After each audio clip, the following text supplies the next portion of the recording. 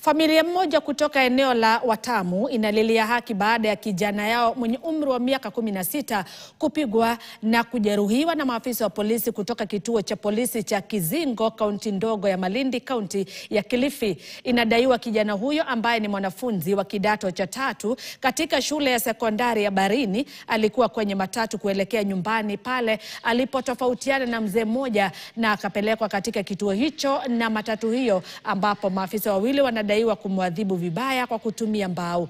Kwa sasa kijana huyo anauguza majeraha mabaya kwenye mapaja na hawezi enda shuleni ama hajaenda shuleni tangu siku ya Jumatatu kufuatia majeraha aliyopata, japo mtihani wa shule unaendelea shuleni humo. Nilikuwa ndani ya gari kwa naelekea nyumbani, nimetoka shule.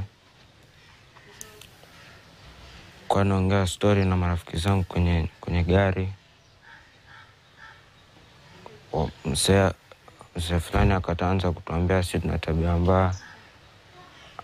Akasema mimi ni mjeuri. Kanipeleka Kizingo police station. Hawakunipa ruhusa kupigia wazazi wangu. Wakaniadhibu kwenye miguu. Na sasa hivi siwezi tembea, siwezi enda shule.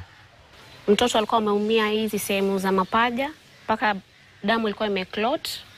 Kichwa walikuwa wamempiga makofi, mangumi na mateke. So mtoto alikuwa hata hawezi kutembea. Inabidi umsaidie. Tulivorudi huko ni kama walikuwa wanatupitisha. Tulikuwa tunatafuta haki yetu, lakini kama walikuwa wanatupitisha huku na kule. But mwishowe waliamua kutuandikia OB, wakatupatia. Na kitu ilinishangaza zaidi ni kwamba huyo mwenye alimpeleka mtoto wangu Kizingo police station ni kama alikuwa anajuana na huyo askari. Ndio huyo askari akaenda akamwadhibu. Mvutano wa umiliki wa ardhi